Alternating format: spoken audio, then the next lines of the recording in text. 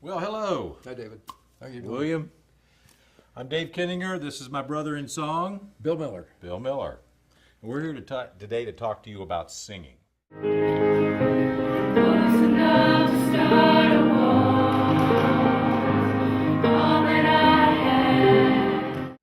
Something that you can do for your entire life. We're going to remind you what a great thing, what a great hobby, what a great passion singing is. And how we're going to do that, Dave? Well, first, I think we ought to tell them a little bit about ourselves, being singers. Okay. Grew up as a singer, just like you. Sang in those high school choirs. Sang in church. Did you do that? I sang in church. Yeah? I sang at home. I sang in school. I sang in a Till quartet. they when I kicked you was out in of church, right? When I lift up my head, He lifts up my heart, and my troubles just all roll away, my troubles just all roll away,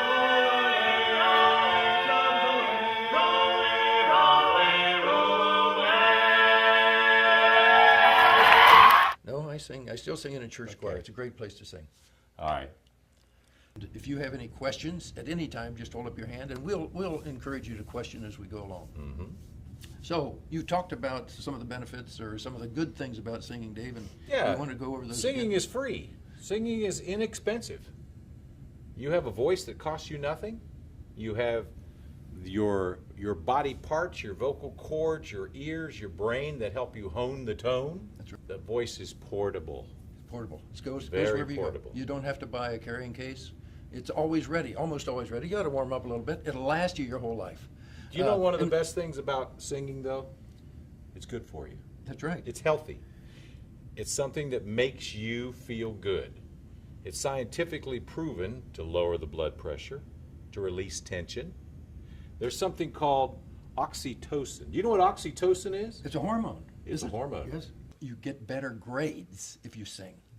You get higher SAT scores and you involve yourself in less risky behavior. It's Now, a you would different know- type of memory. You would know better than I do what that risky behavior might be, but newborn babies and mothers bond better when mothers sing to their infants because of this oxytocin. One of the things the brain does is enable you to hear and sing at the same time. Otherwise, you couldn't harmonize. It's Hone the tone. That's right. He calls it tone and the tone. Okay, well, what do we talk about next? But most important, singing is It's fun.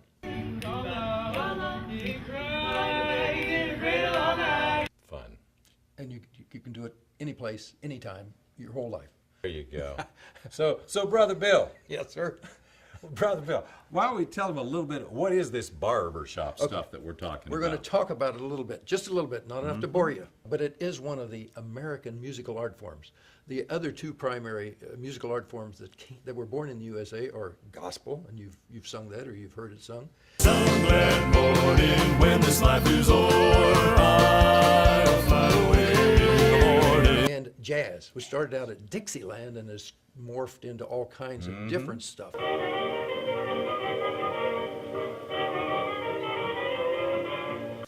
Barbershop has not strayed that far from its original basis. David, you want to tell them a little bit about what makes it different from some Well, other vocal stuff? first, barbershop, let's make sure that they know that barbershop is for both males and females and Sometimes mixed groups. mixed courses and quartets. Yeah. And generally, when you're in a choir, you probably do some a cappella singing, and that's often soprano on the top, carrying the melody, and then there's alto, tenor, and bass, or alto, baritone, and bass, carrying the harmony parts. Well, in barbershop, it's a little different than that, and that's one of the distinctive features of barbershop.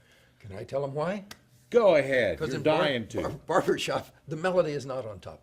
There's always one, sometimes two parts, harmonizing above the melody line. Above the melody line. Above the melody line, there's always one, sometimes two parts, harmonizing below the melody line. And the voice names are different. But the voice names are the same, whether these parts are being sung by males or females. And Dave, you want to tell them what the Yeah. parts are named? Whether it's a male group or a female group, the lead carries the melody. Above the lead is the tenor, and the tenor harmonizes above the lead. The foundation is the bass, And then there's a part that goes below the lead and above the lead, filling in all the parts for the 4-part chord It's the other part. It's called baritone. kind of goofy because So you have tenor, lead, baritone, bass. Barbershop singing also has very singable melodies, very memorable melodies. When I get older, losing my hair, many years from now, do-do-do-do-do, will you still be sending me a valentine? Birthday greetings saying you're fine. Will you still need me? Will you still feed me when I'm 24? In fact, you could, once you learn barbershop technique, you can harmonize to almost any singable melody song. that's right. And because barbershop is meant to be sung by average singers, most barbershop songs you'll find are not too rangy. They're not too high, not too low. Well, it's a great, great morning, your first day in heaven, when you stroll down the golden avenue. There are mansions left and right, and new thrills to every side.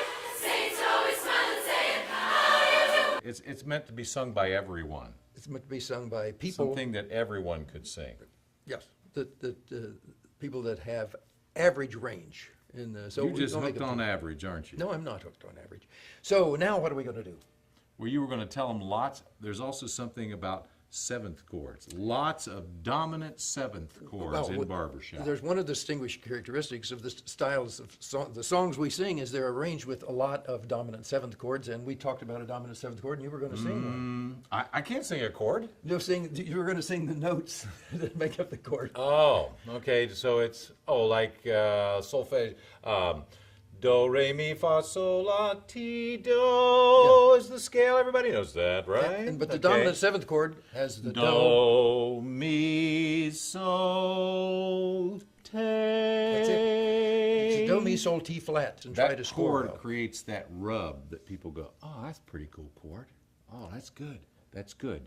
And it pushes you to want to resolve to the major. Do, mi, so, do.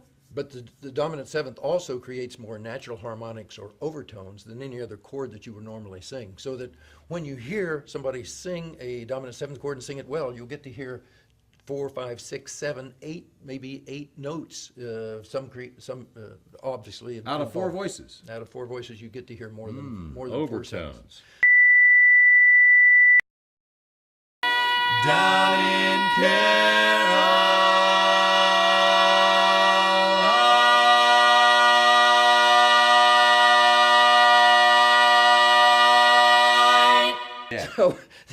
So we talked about a demonstration of barbershop. Are you going to tell them what's coming I'll up? tell you what. Why don't we show them what we're talking about? Okay, good idea. We have a quartet for you.